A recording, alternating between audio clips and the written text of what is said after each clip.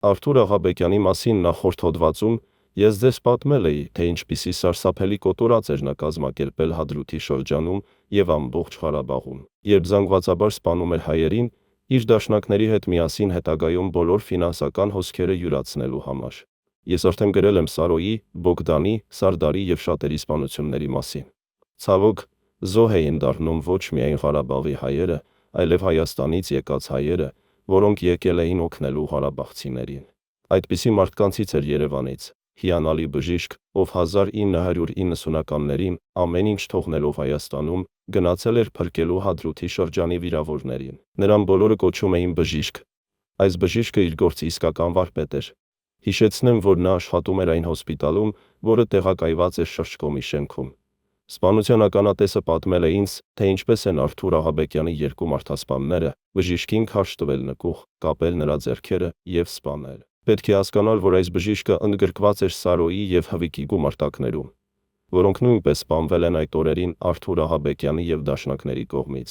Ի դեպ, նրան նկուղ էին քարշ տվել հենց նույն օրը, ինչ Սարոյին և Հվիկին։ Հադրութի շրջանը մինչև 1988 թվականը խաղաղ ու բարեկեցիկ կյանքով էր ապրում, մինչև որ այն զավթեցին դաշնակները և վերածեցին դժոխքի։ Մինչև 1988 թվականը ոչ մի ադրբեջանցի անգամ մատով չէր դիպչել հայերին, և 1988-ի հակամարտությունը հրահրված էր Մոսկվայի ԿԳԲ գործակալների կողմից, որտեղ դաշնակներն էին հիմնական դերակատարները։ 1988-ից հետո Հադրութի շրջանը սկսեց ապրել վախի ու խայտառակության մեջ, և հենց այդ բժիշկի սպանության համար Աստված պատժեց նրանց, վտարելով Հադրութի շրջանից։ Բոլոր հադրութցիները գիտեն, թե ինչպես նրանք սպանեցին երևանցի բժշկին, բայց ոչ ոք այդ մասին չի գրում իր էջերում։ Եվ այդ տականքները փոխարենը գրեն, ինչպես Արթուր Աղաբեկյանը սպանեց մարդկանց ու բժշկին, ամբողջ օրը գրում են Փաշինյանի մասին։ Ես կարծում էի, որ երբ Աստված նրանց վտարեց Հադրութի շրջանից, նրանք պետք է փոխվեին, բայց ոչ, նրանք ոչնչով չեն տարբերվում Արթուր Աղաբեկյանի արյունախում տեսակից, և իրենք էլ են վատ մարդիկ։ Ի դեպ, այս բոլոր սպանությունների մասին լավ գիտի Հայաստանի զինված ուժերի գլխավոր շտաբի ներկայիս պետը Էդվարդ Ասրյանը։ Էդվարդ Ասրյանը նույնպես հադրութցի է, և ինչպես ես, Օզող գյուղից։ Հույս ունեմ, որ այդ դաշնակ տականքներից և սպաների մարդասպաններից ոչ մեկին բանակ չեն ընդունում։ Մեզ նման խաժամուշ պետք չէ։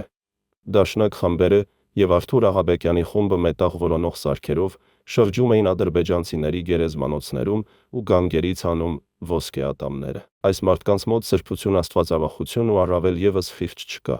Նրանք հանում էին ոսկե ատամները և վաճառում ոսկերիչներին որպես ջարդոն։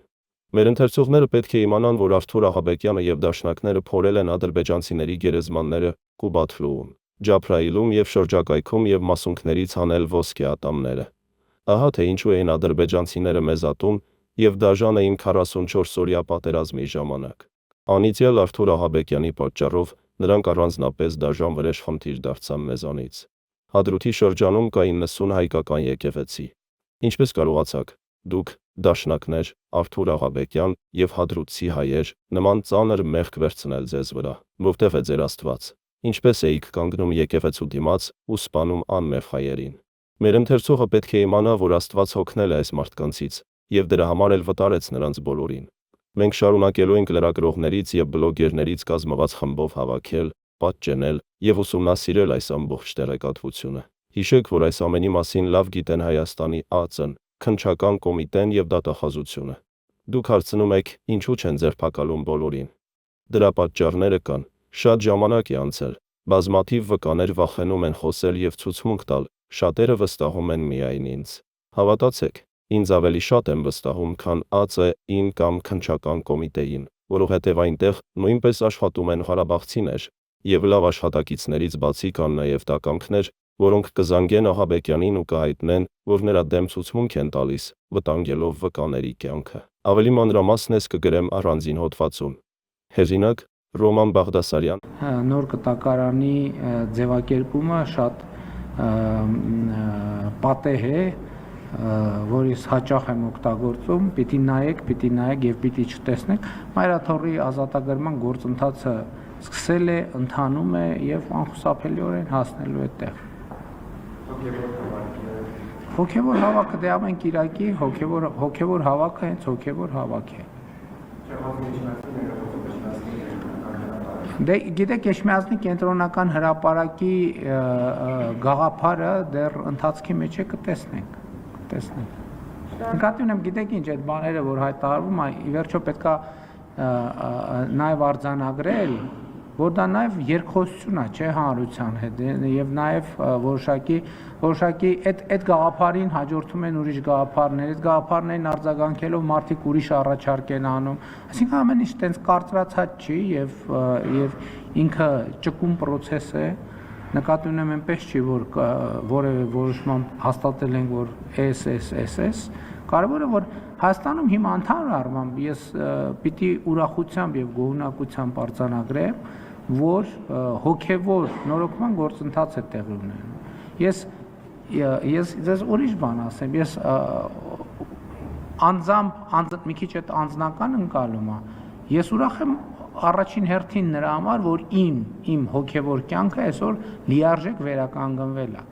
որովհետեւ ես այսօր չեմ գնում պատարակների որպես վարչապետ, որ նստում են այնտեղ փողկապներով խիստ պատվիրակություններ, ես նա գնում եմ որպես հայաստանյան առաքելական եկեղեցու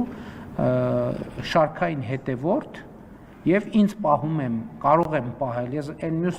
ձևաչափերով չէի կարող այդպես պահել ինձ պատարակների ժամանակ, իսկ դրանից դուրս էլ պատարակի չէի կարող գնալ, որովհետեւ այդ ապա հոգևորականության մթնոլորտը, որ կար, որ հաստատված էր, դա շատ մեծ արգելք էր։ Հիմա այդ արգելքը հաղթահարված է, ամենամեծ խնդիրը լուծված է, որ ես այսօր որպես հայաստանյա առաքելական Սուրբ եկեղեցու շարքային հետևորդ կարող եմ լիարժեք ապրել իմ հոգևոր կյանքով եւ դա ամենակարևոր բանն է եւ ես ուզում եմ դա տեղի ունենա ընդհանուր առմամբ Հայաստանի բոլոր քաղաքացիների հետ, ովքեր ունեն հոգևոր կյանք։ Եվ իմիջիալոց, երբ որ ես ասում եմ, որ հանրահավաք չի, դա պատարակ է եւ ես ուրախ եմ նաեւ, որ մեր կուսակցությունը, մեր համախոհները, նրանք ովքեր հոգևոր կյանք ունեն, նրանց հոգևոր կյանքն էլ է վերականգնվում։ Ի վերջո այդ ամեն ինչը բան չի, սա ձև չի եւ ես անձամբ շատ բավարարված եմ, որ ամեն շաբաթ կարող եմ գնալ եկեղեցի, մասնակցել պատարակի, ծնկի գալ եւ այդ թվում մեղքերի թողություն ստանալ։ Դա յուրաքանչյուր մարդու համար կարեւոր է։ Նախորդ անգամ դուք հարց եք տվել, ես հետո հարցերով ընկա, մոռացա պատասխանել, հարցրեցիք, ասեք, այդքան շատ մեղքեր ունեք, մեզնից յուրաքանչյուրը շատ մեղք ունի։ Մենք բոլորս մարդը մեղավոր է։ Մեկինը մի քիչ ավել, մեկինը մի քիչ պակաս, իմ իհարկե ենթադրվում է, որ ավելի շատ։ Պայմանավորված է իմ պատասխանատվության չափով եւ իմ կարգավիճակի առանձնահատկություններով եւ այլն եւ այդպես շարունակ։ Գուցե իմ կյանքի առանձնահատուկ բովանդակությամբ եւ ընդհանրապես կարծում եմ, որ մեղքերից ազատվելու ամենաբանում 31-րդ Սաղմոսում ասում է, որ մեղքերս քեզ ցույց կտամ եւ անօրինությունս չեմ թաքցնի քեզնից։ Դա յուրաքանչյուր հավատավոր քրիստոնյայի համար պետք է լինի կրեդո մոտեցում, որովհետեւ մեզնից իմիջիալոց էլ ասեմ, որ փարիսեցիները ուզում են փորձության ենթարկել, չէ, ուզում են մարդուն դրթել նրան, որ նա ասի, որ ես անմեղ եմ, այսինքն բանի մեղքի տեսակետից անմեղ եմ, որովհետեւ դա ամենամեծ սրբա պղծությունն է, որ երբ որ որևէ մահկանացու ասի ես անմեղ եմ, այդ նշանակում է, որ ինքը իրան աստվածացնում է։ Հետևաբար ես մեղավոր եմ։ Ուրեմն, ինչպես գիտեք, ես նույնպես պետքարտուղարի տեղակալի հետ հանդիպել եմ եւ հանդիպման ընթացքում ես հատուկ անդրադարձ եմ կատարել այդ հարցին եւ արձանագրելով, որ նախագահ Տրամպը այդ թվում հրապարակային խոսել է այդ հարցով զբաղվելու իր հանձնարարության մասին եւ ես ներկայացրել եմ, թե մենք երկկողմ մակարդակում ինչ ենք անում այդ խնդրի հետ կապված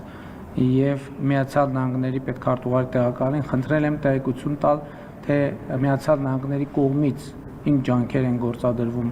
այդ ուղղությամբ եւ խնդրել եմ շարունակել այդ հարցը պահել ուշադրության կենտրոնում։ Եվ դուք ասացիք երկու մասով էլ մեկնաբանեմ, ձեր ասած երկու մասում էլ մեկնաբանության բան չկա, այն ինֆորմացիայի բերումը, որը ես հենց նոր ձեզ ասացի։